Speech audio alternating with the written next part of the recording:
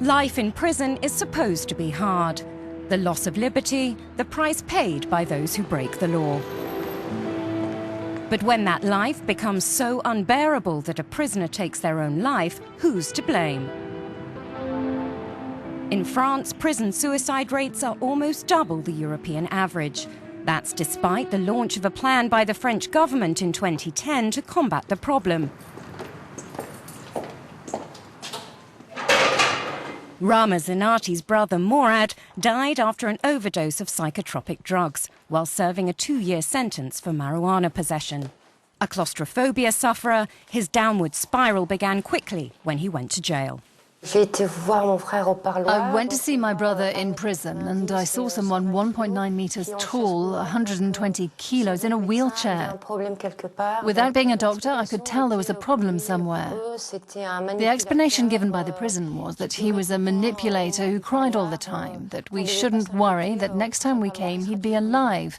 Until when? Until the day we came back and he was gone. After the overdose, Morad was sent to hospital. Rama went to find him there. So when I get there 2 days later, he's on a respirator having a seizure. There's a policeman and other people in the room. I go to the police officer and say, "Do you really think he's going to try to escape?" And then I realize there are other patients there as well.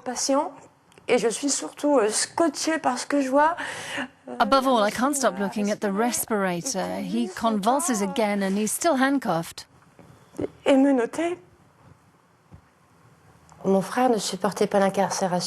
brother couldn't bear incarceration. I'm telling you, he never took benzodiazepines or antidepressants at home.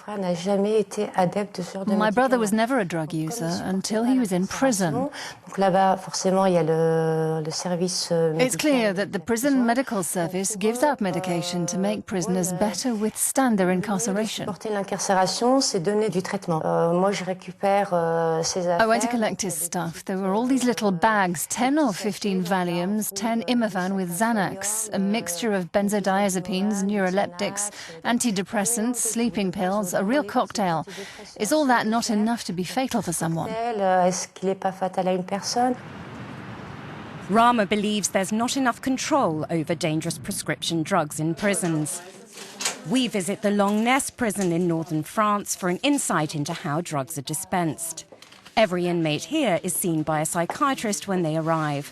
Those considered to be a suicide risk are given specific prescriptions every day. They have to take their pills in front of a nurse. For those inmates that require medication but are not considered a suicide risk, bags of drugs are dispensed to last them 3 days. But the pills may not stay in the same hands, as drugs are a major bargaining chip in prison, something to trade. Another risk is depressed inmates asking for more medication and then storing it up to overdose on later. 2015 was a worrying year at Longness for that. Psychiatric nurse Caroline Penet explains some of the reasons why. In a little under a year, the doctors kept changing and changing. They sometimes stayed only 2 weeks. And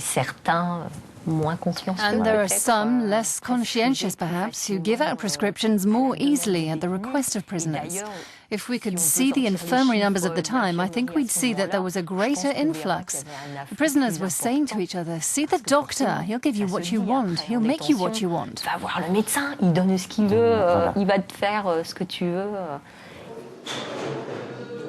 One inmate opens up to us about his concerns regarding what he sees as the growing number of mentally vulnerable people behind bars.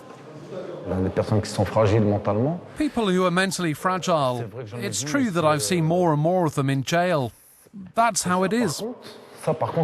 We didn't used to see so many people like that, mentally fragile, and with certain types of crimes. They used to be in psychiatric hospitals. But it costs more to put someone in a psychiatric hospital than to send them to prison. So yes, I've seen more, and I believe there will be more and more. If that's the case, then what's going wrong at state level? Psychiatrist Cyril Canetti says the whole mindset needs to change. It makes me think that France is not doing well. We get rid of these sort of embarrassing people in prison without wanting to really see what's going on. And I think especially for the mentally ill, the number of which in prison has been rising rapidly because mental patients are being excluded from society. They're being regarded more as dangerous people rather than people who are suffering. So there's more of a tendency to send them to prison, which is not where they belong. While some argue that mentally ill people don't belong behind bars, others say incarcerating them is acceptable as long as they're kept safe.